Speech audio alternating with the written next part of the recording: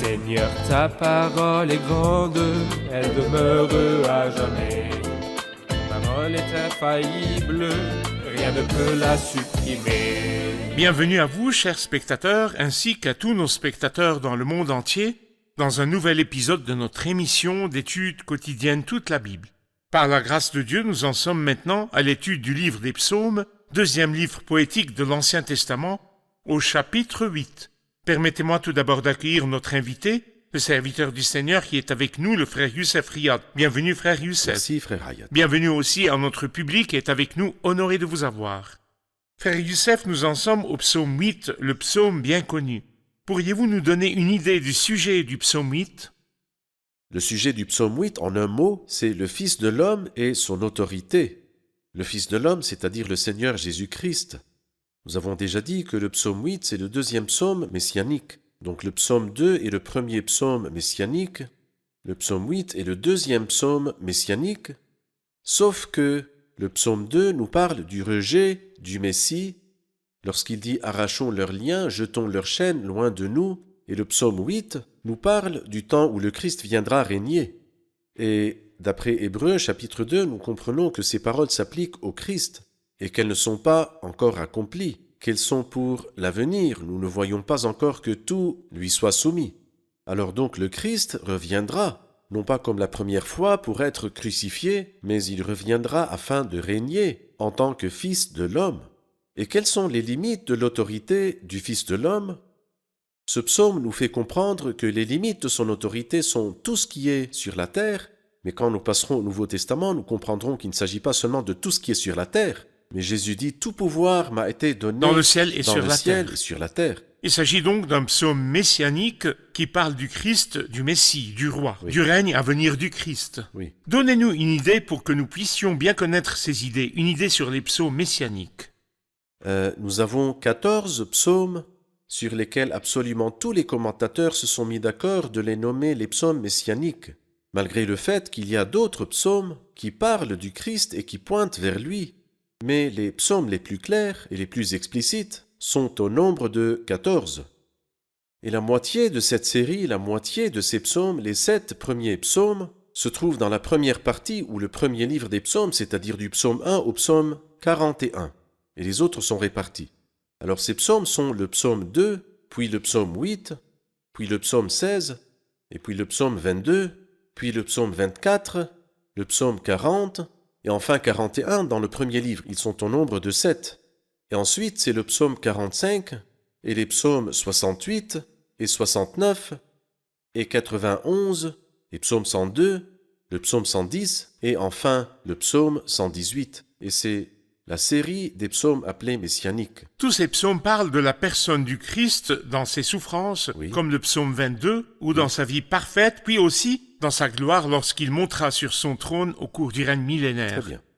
Je vais lire quelques versets, ou plutôt l'ensemble du psaume 8, faire une pause, puis prendre une question du public. Le psaume 8, au chef de chœur sur la guitite, psaume de David. Éternel notre Seigneur, que ton nom est magnifique sur toute la terre. Ta majesté domine le ciel. Par la bouche des enfants et des nourrissons, tu as fondé ta gloire pour confondre tes adversaires, pour réduire au silence l'ennemi, l'homme avide de vengeance. Quand je contemple le ciel, œuvre de tes mains, la lune et les étoiles que tu y as placées, je dis, qu'est-ce que l'homme pour que tu te souviennes de lui, et le Fils de l'homme pour que tu prennes soin de lui? Tu l'as fait de peu inférieur aux anges et tu l'as couronné de gloire et d'honneur. Tu lui as donné la domination sur ce que tes mains ont fait. Tu as tout mis sous ses pieds. Les brebis comme les bœufs et même les animaux sauvages, les oiseaux du ciel et les poissons de la mer, tout ce qui parcourt les sentiers des mers. Éternel notre Seigneur, que ton nom est magnifique sur toute la terre. Nous allons faire une pause puis prendre une question du public. Chers spectateurs, je vous retrouve après la pause, ne quittez pas. Un groupe d'hommes a escaladé le mont Everest jusqu'à atteindre son imposant sommet. Là, ils ont regardé les montagnes imposantes qui les entouraient et la petitesse de l'homme, et ils ont réalisé que l'homme ne valait rien face à une telle majesté. Mais ils n'ont fait aucune mention de Dieu. qui a créé l'homme et les montagnes.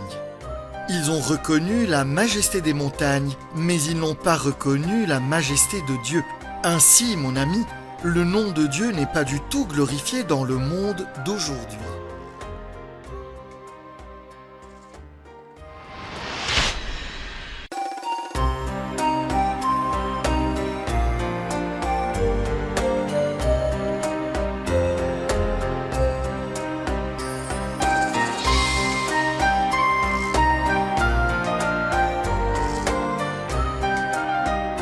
Nous revoici, chers spectateurs, pour prendre une question du public. J'ai une question sur le titre du psaume. Au chef de chœur sur la guitite. Que signifie sur la guitite? Que signifie sur la guitite ici? Oui, la guitite est un instrument de musique. On raconte que lorsque le roi David était à Gath, lorsqu'il est allé voir le roi de Gath, dans une situation qui était tragique pour David, il semble avoir écouté cet instrument-là et l'avoir introduit dans le culte du Seigneur. Et nous pouvons voir par là que les circonstances difficiles que le croyant traverse parfois lui apportent des bénédictions pour lui-même, mais qu'il peut partager avec le peuple de Dieu. Et si on ajoute à cette idée-là que guitite, en plus de tout cela, signifie le pressoir, lorsque les raisins sont pressés, produit un vin délicieux et un vin nouveau agréable.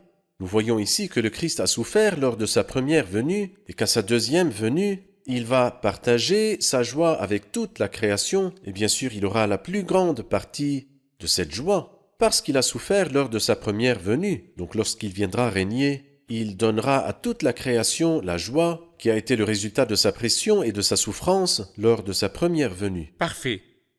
J'aimerais avoir votre commentaire sur le premier et deuxième verset. « Éternel notre Seigneur, que ton nom est magnifique sur toute la terre, ta majesté domine le ciel. » Que signifie que ton nom est magnifique sur toute la terre? Nous voyons maintenant que le nom de Dieu est-il glorifié sur toute la terre parmi tous les peuples? Quand cela se réalisera-t-il? Eh bien, remarquez que le verset 2 et le verset 10, au début du psaume et à la fin du psaume, disent la même expression « Éternel notre Seigneur, que ton nom est magnifique sur toute la terre. » Vous avez bien fait de dire que nous ne voyons pas cela réalisé maintenant. C'est vrai.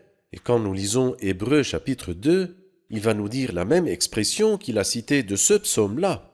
Le Fils de l'homme, il nous dit « Tu as tout soumis sous ses pieds », mais il dit « Nous ne voyons pas encore que tout lui soit soumis ». Il y a malheureusement beaucoup de gens qui prennent quelques parties des psaumes sans vraiment comprendre le sens de ce qu'ils lisent. Ils appliquent ces paroles aujourd'hui, comme si le nom du Christ est glorifié maintenant. Et je dirais que le nom du Seigneur est souvent insulté et blasphémé par des hommes méchants et pervers, et ils sont nombreux. Les croyants sont vraiment la minorité, alors que la majorité dans le monde sont les méchants qui insultent le nom du Seigneur. Mais cela se réalisera-t-il? La réponse est oui. Mais quand? Lors du deuxième avènement du Christ, lorsque le Christ viendra, les paroles de ce psaume s'accompliront enfin, ainsi que celles d'Ésaïe chapitre 6 verset 3, « Saint, Saint, Saint l'Éternel, le Maître de l'univers, sa gloire remplit toute la terre », ainsi que celle du prophète Malachie au chapitre 1 qui dit « Du soleil levant au soleil couchant, mon nom est grand ». Ainsi cela s'accomplira. Ce n'est pas encore le cas, mais il doit certainement s'accomplir. Donc, le calendrier de Dieu pour les gloires du Christ, le monde déteste maintenant le Christ, il ne connaît pas le Christ. Le Christ est caché au monde et ses croyants sont cachés au monde. C'est vrai. Mais lorsque le Seigneur apparaîtra avec puissance et gloire et que nous apparaîtrons avec lui, alors chacun pliera le genou au nom de Jésus et toute langue reconnaîtra qu'il est Seigneur. Tout à fait. L'idée suivante, par la bouche des enfants et des nourrissons, tu as fondé ta gloire pour confondre tes adversaires, pour réduire au silence l'ennemi, l'homme avide de vengeance. Qui sont les enfants et les nourrissons et l'ennemi et l'homme avide de vengeance? Eh bien, remarquez que ce verset-là est cité dans le Nouveau Testament, dans Matthieu chapitre 21 au verset 16. Lorsque Jésus est entré dans la cité de Jérusalem, cette entrée était en fait exactement le dimanche précédant la crucifixion du Christ. Et il a été accueilli chaleureusement, et les enfants ont crié « Hosanna au fils de David, béni soit celui qui vient au nom du Seigneur ». Et les gens enlevaient leurs vêtements et étendaient les feuilles de papier. Tous ces gestes-là étaient très bons. Et les enfants, à ce moment-là, étaient très excités, très déchaînés, très heureux. Et cela irrita les scribes et les pharisiens, et ils dirent au Christ, « Entends-tu ce qu'ils disent ?» Le Christ leur répondit, « N'avez-vous jamais lu qu'il est écrit, « Tu as tiré des louanges de la bouche des enfants et des nourrissons ?» Ainsi, lorsque le Christ entrera, bien sûr, l'entrée du Christ dans le passé n'était qu'une miniature, et non pas l'accomplissement final de la prophétie de Zacharie. Mais la prophétie de Zacharie au chapitre 9, au verset 9, va s'accomplir complètement dans l'avenir. Et ce qui est arrivé n'était qu'un aperçu de ce qui arrivera. Quand le Christ viendra, ce sera vraiment de la bouche des enfants et des nourrissons. L'un des hommes de Dieu qui nous a précédés au ciel a dit « Maintenant l'enfant qui vient au monde pousse des cris. Lorsqu'il naîtra au temps du règne du Christ, il naîtra En en chantant. chantant. Parce que la Bible le dit, par la bouche des enfants, pas seulement des enfants, mais même des nourrissons qui ne savent rien du tout. Tu as fondé ta gloire. Mais la splendeur de la Bible sainte, c'est que lorsque le Christ a cité ce verset, il ne l'a pas complété. Il n'a pas dit pour réduire au silence l'ennemi, l'homme avide de vengeance. Parce que jusqu'aujourd'hui, l'ennemi, le vengeur, n'est pas réduit au silence. L'ennemi est toujours bruyant. Et si vous ouvrez un site d'information ou de radio, vous constaterez que l'ennemi et le vengeur est celui dont la voix est forte. Mais le jour viendra où cet ennemi vengeur se taira, et la louange de tous les hommes commencera, même la louange des enfants et des nourrissons. Quand cela arrivera-t-il? Quand le Christ apparaîtra avec puissance et gloire, quand le Christ régnera sur la terre, quand il dominera, et son règne n'aura pas de fin. À ce moment-là, toutes les créatures chanteront, même les enfants et les nourrissons chanteront. Et l'ennemi, à ce moment-là, sera dans l'abîme. L'ennemi, le vengeur, se taira. Oui, il va de la terre au ciel, des plus petites créatures, les enfants et les nourrissons, aux plus grandes œuvres des mains de Dieu. Le ciel. Il dit, quand je contemple le ciel, œuvre de tes mains, la lune et les étoiles que tu y as placées, qu'est-ce que l'homme pour que tu te souviennes de lui, et le Fils de l'homme pour que tu prennes soin de lui? Comment a-t-il changé le tableau de la terre au ciel? Des enfants et des nourrissons aux grandes créations comme le ciel, les étoiles, les planètes. Que veut-il nous dire? Eh bien, lorsque nous lisons le psaume 19, nous voyons qu'il parle du soleil. C'est donc un psaume diurne, le psaume 19. Alors qu'ici, il ne parle pas du soleil, mais il parle de la lune et des étoiles. C'est donc un tableau nocturne. L'auteur de ce psaume, d'après le titre, est David. David qui a grandi à Bethléem et a gardé des brebis. Et bien sûr, alors qu'il gardait les brebis, il a dû lever les yeux vers le ciel et a vu la grande création, la lune et les étoiles. Quand je contemple le ciel, œuvre de tes mains, la lune et les étoiles que tu as placées, David s'est demandé, il a dit, qu'est-ce que l'homme? L'homme est insignifiant, il est petit, il est infinitésimal. Et je pense que cela nous amène à un autre incident qui s'est déroulé à Bethléem pendant la nuit aussi. Et c'est lorsque le Fils de l'homme est venu, qui est le sujet de ce psaume, lorsqu'il est né. Une foule d'anges de l'armée céleste apparut, et à ce moment-là, l'un des anges, l'ange du Seigneur, dit « Aujourd'hui, dans la ville de David, il vous est né un sauveur, qui est le Messie, le Seigneur. Le Christ est venu visiter l'homme qui est malheureux. C'est toi, Seigneur, qui as créé tout cela. Tu t'es incarné sous la forme d'un enfant, afin de venir visiter l'homme. Est-ce que cela est possible? Oui, c'est l'une des étonnantes nouvelles que l'Évangile nous présente. Une nouvelle que David a chantée 1000 ans avant le Christ. Quand je contemple le ciel, œuvre de tes mains, la lune et les étoiles que tu as placées, qu'est-ce que l'homme pour que tu te souviennes de lui, et le Fils de l'homme pour que tu prennes soin de lui? Tu viens du ciel, Seigneur, prendre soin de l'homme. C'est vraiment trop pour nous. Alors, puisque ce psaume parle du Christ et que cette partie particulière parle de l'humilité et de la condescendance du Christ, qui, lorsqu'il a voulu venir à nous, il est venu sur terre sous la forme d'un homme, mais nous avons besoin d'une explication. Tu l'as fait de peu inférieur. Verset 5. Que signifie « tu l'as fait de peu inférieur aux anges » ? Lorsque nous lisons la deuxième épître de Pierre, chapitre 2, il nous dit que les anges sont supérieurs en force et en puissance à l'homme. L'homme est fait de la poussière de la terre. Alors que les anges, nous lisons dans le psaume 104, il fait des vents, ses messagers, des éclairs, ses serviteurs. Et bien sûr, les anges, considérant que leur création est d'un niveau supérieur à celle de l'homme, l'homme est fait de la poussière de la terre. Et lorsque le Christ, à lui soit toute la gloire, s'est fait homme, Est-il simplement descendu de l'image de Dieu à l'image des anges? En fait, non.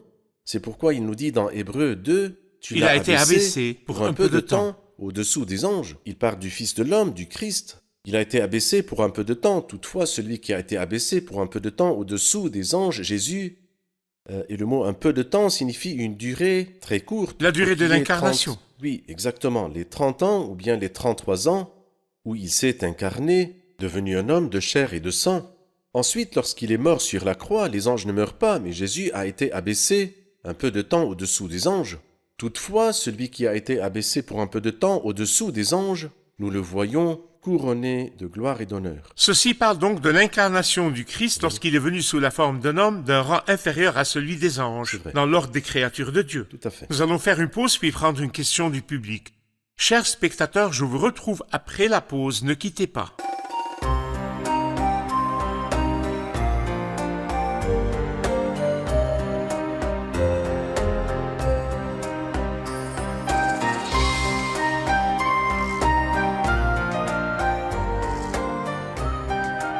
Nous revoici, chers spectateurs, pour prendre une question du public.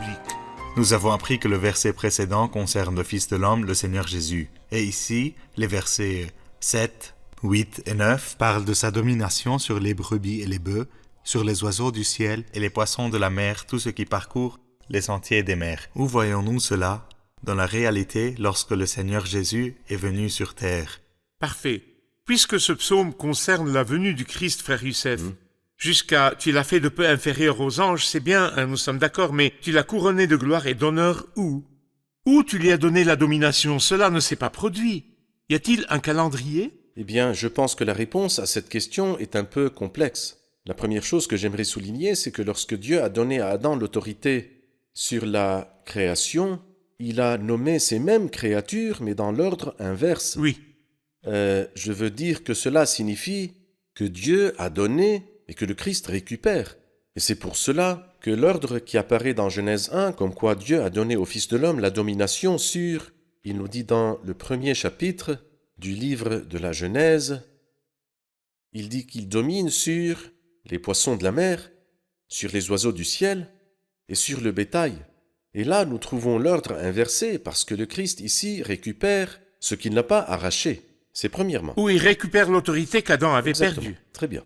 Et deuxièmement, lorsque Dieu a donné à Nebuchadnezzar la domination, il la lui a donnée sur toutes ces choses, sur les oiseaux du ciel, ainsi que sur le bétail, mais il n'a pas mentionné les poissons de la mer. La seule personne à avoir dominé sur les poissons de la mer était le Seigneur Jésus-Christ. Pas seulement les poissons de la mer. Bien sûr, avait-il la domination sur les poissons de la mer? Oui. Et la preuve est l'histoire mentionnée dans Matthieu chapitre 17. Il dit à Pierre, jette la meçon, et le premier poisson qui viendra. C'est comme si le Seigneur avait ordonné aux poissons de se jeter sur l'hameçon de Pierre. Le premier poisson qui viendra a de l'argent dans la bouche, donne-le-leur pour moi et pour toi. Dominait-il les oiseaux du ciel? Oui, il avait la domination. Et n'oublions pas non plus le chant du coq dans l'incident de l'apôtre Pierre et son reniement du Christ. Avait-il la domination sur le bétail? Oui, en effet, il y avait un ânon que personne n'avait jamais monté. Il n'était pas dressé pour être monté, et pourtant le Christ l'a monté et l'a fait marcher en ligne droite. Ainsi, lorsque le Christ est venu, le Christ en tant que Fils de l'homme, il avait la domination sur le bétail, sur les oiseaux du ciel, sur les poissons de la mer. Et je dirais aussi qu'en plus de tout cela, que le Nouveau Testament ajoute une autre dimension. Pas seulement les poissons et le bétail, non. Mais il a dit, il a tout soumis sous ses pieds. Et il l'a donné pour chef suprême.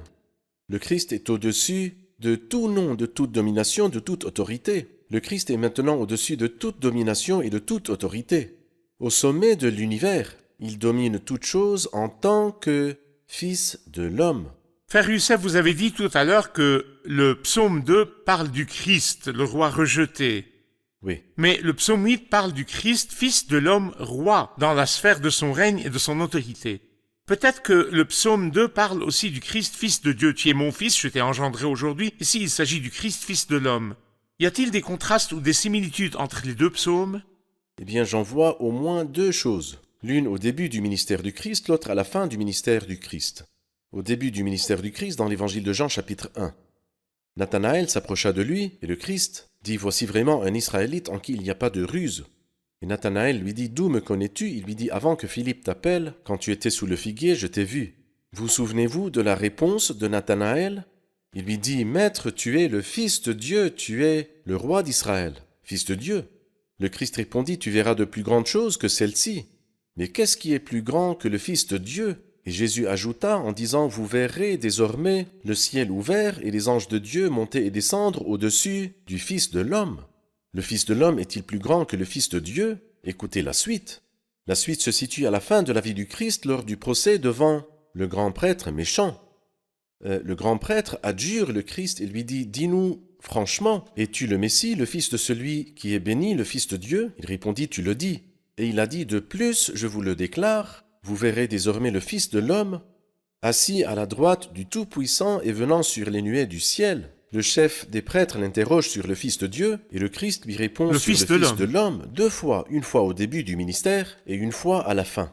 Pourquoi donc dit-il que le Fils de l'homme est plus grand? Parce que le Fils de Dieu, selon le psaume 2, c'est moi qui ai établi mon roi sur Sion, ma montagne est sainte. Alors donc la sphère du Fils de Dieu, qui est le fils de David, mais d'origine divine, il règne sur Sion. Et c'est le roi d'Israël. C'est le roi d'Israël. Mais le Christ a une gloire plus grande, une gloire non seulement en tant que fils de David ou fils de Dieu, et cela au sens du psaume 2, mais plutôt en tant que fils de l'homme. Quelle est la sphère de l'autorité du Fils de l'homme? Permettez-moi de demander, qu'est-ce qui ne relève pas de l'autorité du Fils de l'homme? Tout ce qui est dans le ciel et sur la terre. Un grand roi sur toute la terre. Un grand roi sur toute la terre et aussi dans le ciel. Lorsqu'il dit dans Éphésiens 1, il l'a ressuscité et l'a fait asseoir. Ici, il l'a ressuscité en tant que Fils de l'homme et l'a fait asseoir à sa droite dans les lieux célestes en tant que Fils de l'homme, au-dessus de toute domination, autorité, puissance, souveraineté et de tout nom qui peut être nommé, non seulement dans le monde présent, mais encore dans le monde à venir. Et il a tout soumis sous ses pieds. Alors donc, le Fils de l'homme a autorité sur absolument tout. Et cela en tant que Dieu créateur. Ainsi, celui qui est venu racheter et réconcilier. Alors tout sera sous son autorité. Ainsi, le terme roi d'Israël fait donc référence au règne du Christ sur son peuple Israël lors du règne millénaire. Oui. C'est le règne millénaire lui-même. Exactement. Mais le royaume du Fils de l'homme et le règne du Christ est sur une sphère plus grande qu'Israël. Le règne de Christ sur tout ce qui est dans le ciel et sur la terre en tant que Fils de l'homme. Tout l'univers, et c'est le plan de Dieu, tout réunir sous l'autorité du Christ et qu'il soit roi, Fils de l'homme. Ainsi, frère Youssef, d'après ce que vous dites, nous comprenons que le règne millénaire s'appelle le royaume du Christ parce qu'il est sur le trône de David, sur Israël, sur son peuple, et comme le Christ est fils de l'homme, c'est le royaume du Fils de l'homme. Existe-t-il d'autres termes pour désigner le règne millénaire? Il y a, par exemple, dans Matthieu 19, Jésus parle du renouvellement, c'est-à-dire que la terre sera sous une forme nouvelle. Ésaïe chapitre 65, « Je crée un nouveau ciel et une nouvelle terre moralement ». En outre, dans Acte 3, on l'appelle les temps de rafraîchissement. On appelle le moment de la restauration totale, c'est-à-dire que tout revient à son origine. Dans Éphésiens 1, la dispensation de la plénitude des temps, les derniers temps, dans laquelle le plan de Dieu s'accomplira. Par exemple, dans Hébreux chapitre 2, le monde à venir. Et par exemple, le Christ l'appelle plus d'une fois le siècle à venir. Le règne millénaire. Il y a beaucoup de noms pour ce grand règne, ce règne que la création tout entière attend. Et bien sûr, nous rappelons à nos chers spectateurs le calendrier, l'événement le plus proche que l'humanité ou les croyants attendent actuellement est la venue du Christ pour enlever l'Église. C'est vrai. Après la venue du Christ pour enlever l'Église, la terre passera par 7 ans, 3 ans et demi, le commencement des douleurs, 3 ans et demi, la grande tribulation, et cela concerne le peuple d'Israël dans son angoisse, la période d'angoisse pour Jacob. Ensuite, il y aura un reste qui acceptera le Christ apparaîtra avec puissance et gloire 7 ans après l'enlèvement pour établir son royaume. Avant l'établissement du royaume, il y a le jugement des vivants, lorsqu'il purifiera son royaume des pièges et de ceux qui commettent le mal. Puis il régnera sur son peuple Israël en tant que roi d'Israël et régnera sur toute la terre en tant que fils de l'homme. Tel est le plan du Christ, fils de l'homme. Que Dieu vous bénisse, frère Youssef. Nous bénéficions vraiment de l'étude avec vous. Que Dieu vous garde et vous bénisse. Merci. Passons maintenant aux commentaires du public sur l'épisode. Qu'avez-vous appris de l'épisode d'aujourd'hui? Je me sens triste quand j'entends les insultes dirigées contre le Seigneur ces jours-ci. Mais quand je vois ce psaume, je retrouve l'espoir, car très bientôt sa gloire remplira toute la terre. Parfait, parfait. Je suis encouragée par le fait que le Christ ici domine le tout. Il n'y a rien au monde qui puisse nous effrayer, nous déranger ou nous terrifier, car Dieu a l'autorité sur tout ce qui est sur la terre. Très bien. Nous comprenons d'après le titre du psaume que la guitite était un instrument de musique. Nous comprenons surtout que Dieu peut faire sortir de nos circonstances difficiles des bénédictions que nous utilisons pour le bien du peuple de Dieu. Très bien, parfait. Au verset 3, il est dit « Quand je contemple le ciel, œuvre de tes mains, je vois la beauté, la splendeur et la grandeur de Dieu, le grand créateur qui a créé tout cet univers. » Je veux dire, je me sens fier de toute cette créativité et de la grandeur de Dieu qui a créé tout cela pour le bien de l'homme. Parfait. Il est le Dieu créateur. Que Dieu vous bénisse. Merci beaucoup. Merci, frère Youssef. Que Dieu vous Et bénisse. vous aussi. Chers spectateurs, ce psaume est intitulé la guitite. Dans l'épisode d'aujourd'hui, nous avons appris que la guitite signifie pressoir et le Christ, pour régner et être glorifié, a connu la souffrance. Il a souffert aux mains des hommes, ses souffrances aux mains des hommes étaient nombreuses, mais il a aussi souffert la mort aux mains de Dieu, le juste juge. La Bible parle beaucoup des souffrances du Messie et de la gloire dont elles seraient suivies. Maintenant, pourtant, nous ne voyons pas encore que tout lui soit soumis. Jusqu'à présent, le Christ a souffert parmi les siens dans le monde. Jusqu'à présent, il est rejeté et méprisé par les hommes, et c'est ce qu'on appelle le temps de la patience du Christ. Les langues insultent le Christ, il est méprisé à cause de ce qu'on dit de lui, et parmi les siens dans le monde le déteste et déteste ses disciples. Mais un jour, lorsque le Fils de l'homme apparaîtra et qu'il sera un grand roi sur toute la terre, alors s'accomplira l'Écriture, afin qu'au nom de Jésus, chacun plie le genou et que toute langue reconnaisse que Jésus-Christ est le Seigneur, à la gloire de Dieu le Père. Nos cœurs aspirent à ce jour où le Christ sera honoré par toute la terre. Mais par la foi, nous le voyons maintenant couronné de gloire et d'honneur. Nous le reconnaissons maintenant comme le Seigneur et le Maître de nos vies. Je vous invite à accepter le Christ comme sauveur de votre vie et à entrer avec lui dans le cercle de la grâce pour recevoir le salut éternel, le pardon éternel et la faveur éternelle. Un jour, lorsqu'il apparaîtra avec puissance et gloire, nous apparaîtrons aussi avec lui. Je vous revois dans le prochain épisode. Que le Seigneur vous bénisse.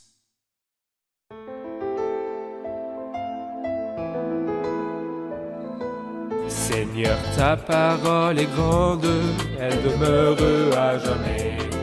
Ta parole est infaillible, rien ne peut la supprimer.